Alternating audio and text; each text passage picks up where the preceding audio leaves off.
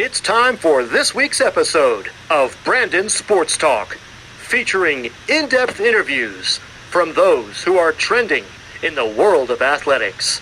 And now, here's the host of Brandon Sports Talk, Brandon Pate. Welcome back to Brandon Sports Talk. In today's episode, I have the privilege of interviewing the Glendale College head softball coach, Coach Sal Pizzo. How are you doing today? Very good, Brandon. Thank you. Thank you for having me. Thank you.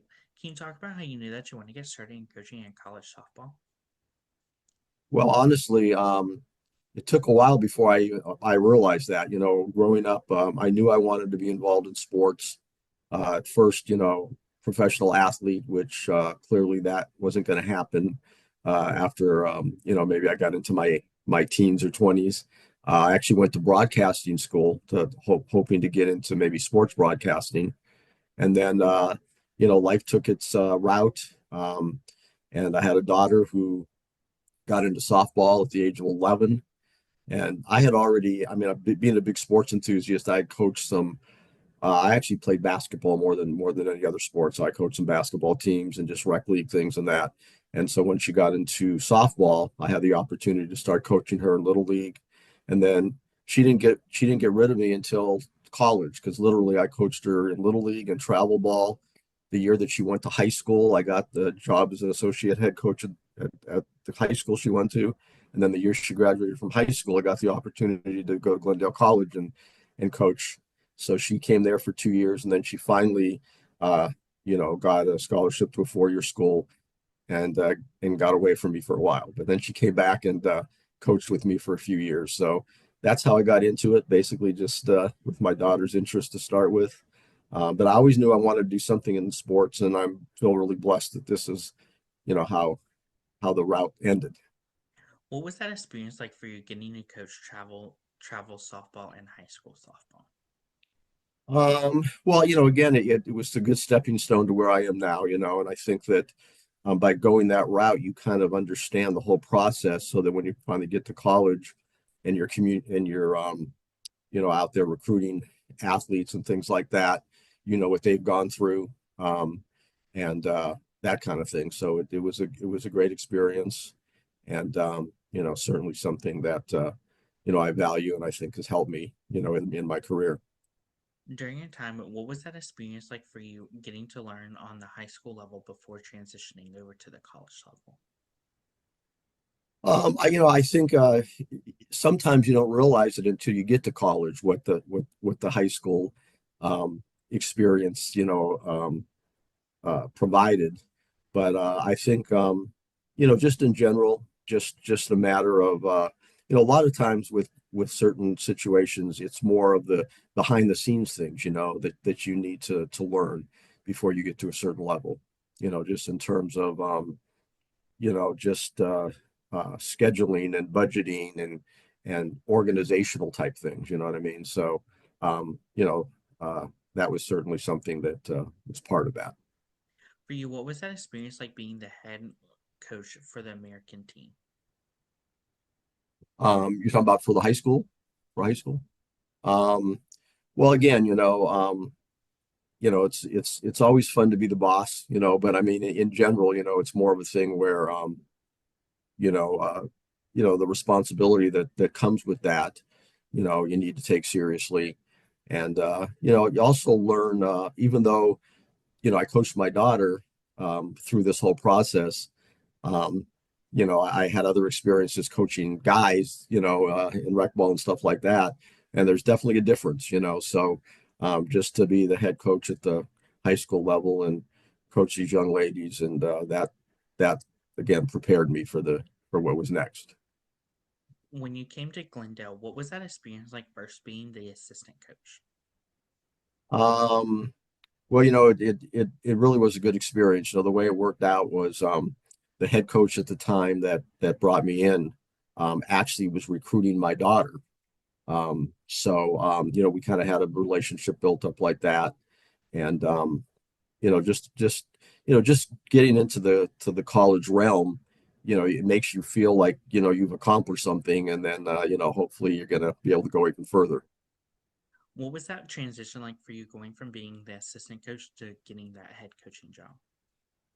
Um, big difference because honestly, as an assistant coach at the community college level, um, you don't make a lot of money. You got to have a real job, so to speak, So once I became the head coach, I was able to obviously be able to, that becoming the focal point of my life and my career. I also was still doing some travel ball uh, when I was an assistant coach. And once I became the head coach, I kind of had to relinquish that because the responsibilities as a head coach were so much greater. What was that feeling like the first time you got to step onto that softball field as a head coach? It was a pretty darn good feeling, especially, when, it's probably different if maybe your first experience is at a school where you weren't at all before that, maybe you were assistant coach somewhere else, but it felt good because, I was assistant coach for 7 years before I became the head coach. So, to finally get to that point and do it at the school that I kind of grew up in as a coach felt really good. For you, what was that first win like for you as a head coach? Um, it's funny. I remember my first game because we were actually playing a team that was a perennial power, and it was kind of a crazy game, and it went at extra innings, and we pulled the game out with like a walk off. So it's one of those games that maybe you only have a few times in a season, and it was my first one, so that's what I remember the most. What does a typical game day look like for you as a head coach versus for your athletes? The one thing I would just say is that, a lot of people on the outside, I think, just think that coaches just show up for games and they coach the games, right? And that's their job and their focal point. But there's so much preparation, And for me, um, let's just say our games, start around 1 or 2 o'clock in the afternoon. Certainly there's a lot of preparation the night before. And then there's all kinds of other things still going on during the season where there's still recruiting going on, there's still fundraising, there's all these other things. So basically I call myself a 24/7 man because not only is the job that way, but I never turn off my phone. It's like because you never know. Once your players come in your program, I feel like they're family and they're my daughters. So, um, but not to get off track. But my point is that there's a lot of stuff going on before and after games each day. And after games, normally we'll have after talking to some press people or whatever, we'll have a coaches meeting and go over stuff and that. So it's a pretty full day. Can you talk about a course of culture that you've started to build for the softball program? Well, I will tell you this, and it's something that I did want to have the opportunity to say on your program here is that I'm a man of faith, and even though I don't coach at a Christian school, I run my program with what I call Christian values. We don't like force that on anybody that comes into our program, but I feel like it's important in my life, and a big part of what I want to accomplish here is not just what I am able to provide these young athletes on the field, but off the field as well. And I mean, typically a lot of teams like pray before their games. We do that. We also pray after our games with inviting our opponents. I send out a devotional every day to my team, and so the culture that I'm kind of building. I mean, again, it's just I feel like there's a lot of things that can be done from the platform that I have and with my athletes and others and coaches too, that we can have an impact, in other areas and not just a sport that we're coaching. Who are some of the teams in your conference that you compete against? So we have 7 teams in our conference right now. And it's kind of interesting because 2 of them, and I mean, again, if you don't know the geography of Southern California, it might not click, but Antelope Valley and Bakersfield are 2 teams that are in our conference that are pretty far away. And then more locally, College of the Canyons, LA Mission, LA Valley, Citrus, um, and who am I leaving out there? I guess I mentioned them all, are also in our conference. So those are the teams that yeah, we compete against in our conference. What is that home game atmosphere like when teams like LA Mission comes to home versus going away? It's funny, and I'm sure you don't know this, and you just kind of you know picked one of the teams in our conference, but that is actually probably our biggest rival in the sense that the a lot of it is location, and so we're kind of recruiting the same kids, so there's not just a competition on the field, but certainly in the recruiting aspect too, so that actually is a pretty intense atmosphere, when we play them. Of course, what is that home game atmosphere like when teams come to your home facility? Well, again, a lot of it depends on, again, the rivalry type of aspect. Obviously conference games are more intense than others, you know what I mean? And certainly we'll have more crowd support and that kind of thing, for those type of games, but overall, I think just the environment that we play in, our field is not on campus. It's the Glendale Sports Complex where we play, and it's just a really nice atmosphere with a mountain backdrop, and so especially at night, it's really kind of electric. So it's pretty exciting. As a head coach, as you mentioned, what is that like getting to play on a softball field that's off campus? Um, well, it's a little challenging, honestly. I mean, more so kind of in the recruiting aspect. I mean, it's not that far from the campus, but when a student athlete comes for a visit or whatever, um, to take them to the field, we have to go off campus. And even though it's very easily adaptable and it's close by, sometimes that could maybe be looked upon from a recruit as a disadvantage. You know what I mean? So the complex we play at is, like I said, a really nice complex, and it's the next best thing to being on campus. But honestly, I would prefer to have a field on campus for sure. What does that recruitment process look like for those prospective students?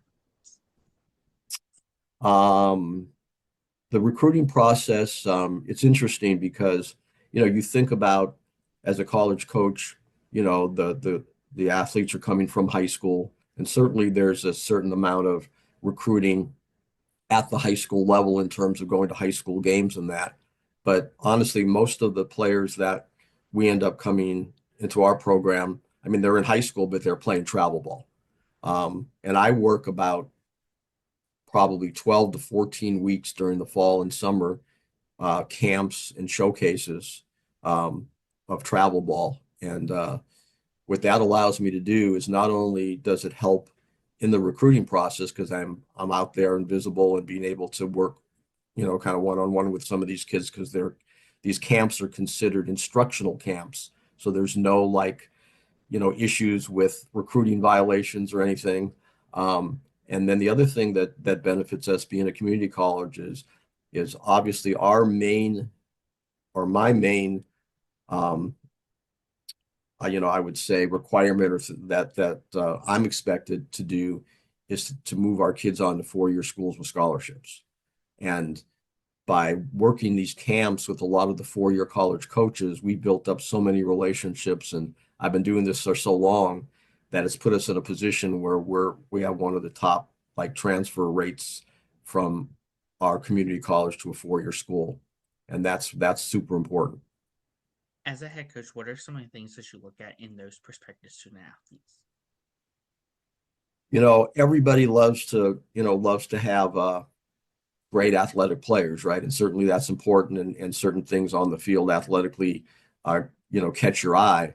But again, with keeping with kind of the culture that I want in my program, I look for high character. And, in watching the game, I may watch more closely to how a player responds when maybe something goes bad, how they respond to their coaches, how they respond to their teammates, if they're good teammates, if they're vocal and showing leadership.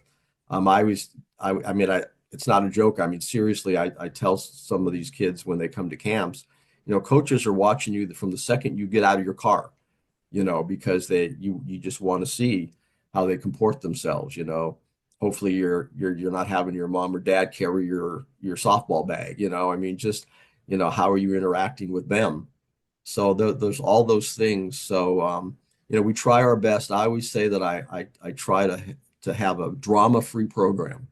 And in order to do that, you hope um, to re to recruit the athletes that fall into that kind of high character, unselfish, coachable type of framework. As a head coach, what is it like seeing those freshmen putting on that uniform for the first time versus your seniors putting it on for the last time?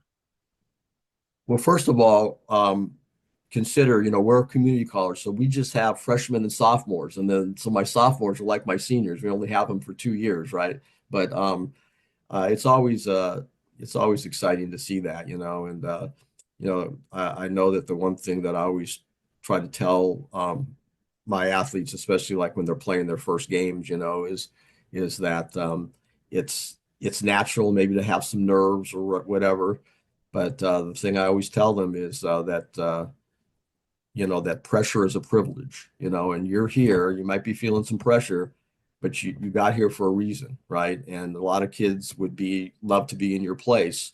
So instead of kind of the negativity of the moment, just try to focus on the positivity of like, hey, I'm here because I accomplished some things. My coach has confidence in me. That's why I'm in the lineup. I'm in this spot right now with the bases loaded and nobody out or whatever. So that's the kind of thing I try to instill in them. And that's certainly what we think about when they first hit the field. What is that like getting to see them putting on that uniform for the last time?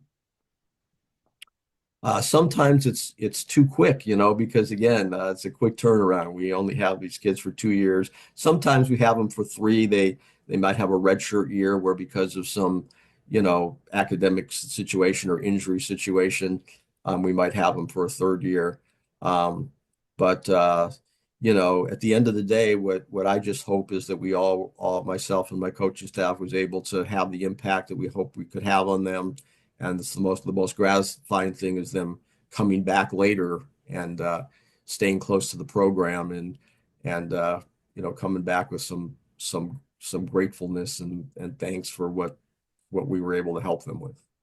What have been some of the things you've been able to accomplish so far as a coach?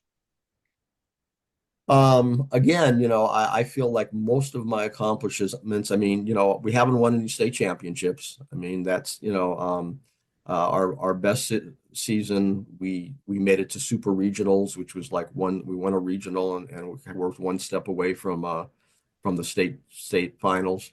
Um, but again, my accomplishments, I think more again are being able to find a home and for all of our players. I can honestly say that every player that has come through our program since I've been the head coach that wanted to play at the next level, we've been able to find them a home and to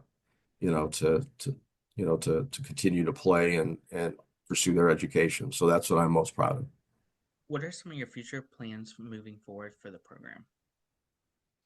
Well, one thing I'll tell you, Brandon, is that we talked about our field, right? And it being off campus, but truthfully, in addition to it being off campus, it's kind of a generic field. It's a bigger field than average. Our fence is like further away, and so we've had some talks from our administration. We have a new president of our school that's only been there for a little over 2 years, and he's very, very committed to athletics. And so there's a plan to actually still have our field there, but kind of build it more like a little stadium with stadium seating and enhance our dugouts and all kinds of different facility things there. So I'm hoping that's gonna come to fruition while I'm still there because even though you can tell I'm a young man, I'm not that young. So I don't know how much longer I'm gonna be coaching, but so hopefully before I'm done, the facilities will have been upgraded. What advice would you give for those freshmen entering their first year of college softball? I think it kind of ties into what I had said before in answer to one of the other questions, about you just, come in and trust yourself, be confident, and just understand, especially at the community college level. More than likely, one of the reasons you chose that school is because you know kind of the framework and you know the roster sizes, and you're probably going to get a chance to play right away, which maybe at a 4-year school you wouldn't. So just come in and take advantage of that, and you know just just it's just a matter of focus. When you anybody who transitions from high school to college, one of the main things you have to learn is time management. And so, that's part of it too. I mean, again, in talking about transferring all of our players, there's that academic element, obviously, because they could come in and be the greatest player in the state.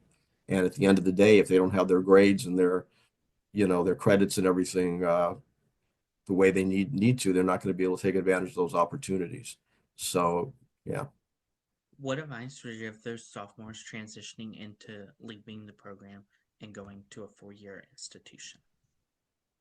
I think it pretty much is the same advice. Usually when you're transferring to a 4-year school, and a 4-year school is giving you an opportunity as a junior college player, they're interested in you because you have that kind of maturity where, as opposed to bringing a high school kid in. So usually when a JUCO player goes to a 4-year school, it's kind of to fill a need. So there's already an opportunity there, and more than likely you're going to get to play and contribute right away.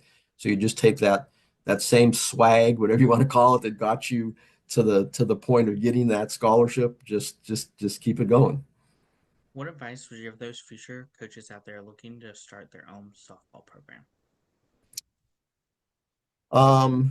Well, everybody has different values, but I will say that I just think that anytime you go into anything, um, you have to follow your heart and follow and be you, and not just think of the one element of, oh, I got to come right in here and win a championship, or I have to do this because that's how I'm going to look best to other coaches as a recruiter. You just be yourself. And again, if you've gotten to the point where you've gotten that job as a college coach, you must have done something right already, right? So just don't veer too much from what got you there. That's great advice. Where can my listeners find you at on social media along with the program app? Okay, so our school website it would be glendale.edu/athletics to be able to see everything that we're doing. Personally, I'm on Facebook as Salvatore Pizzo. I'm on Instagram as Sal Pizzo 3244. And then I also want to mention that coming soon, be looking for a YouTube channel that I'm starting, which is called Where Faith Meets Sports. And we'll be talking a lot about, kind of the things we just talked about, our faith. If there's any coaches out there that are watching this, or athletes that, have some stories or would like to talk about how they integrate their faith with their coaching and their playing, I would love to have them on my channel. Thank you again, Coach Sal Pizzo, for your interview, and best luck in your future as the head softball coach at Glendale College. Thank you so much, Brandon, for having me. Take care. Thank you. You can find Brandon Sports Talk on Instagram at Brandon Sports Talk, Twitter at Talk_Brandon, and you can find me on YouTube at Brandon Sports Talk. Don't forget to like, comment, and subscribe. Thank you again, Coach Sal Pizzo, for your interview, and best luck in your future. Thank you, sir. Take care. You've been watching Brandon Sports Talk. Please feel free to like, share, and subscribe to Brandon Sports Talk on social media and on YouTube.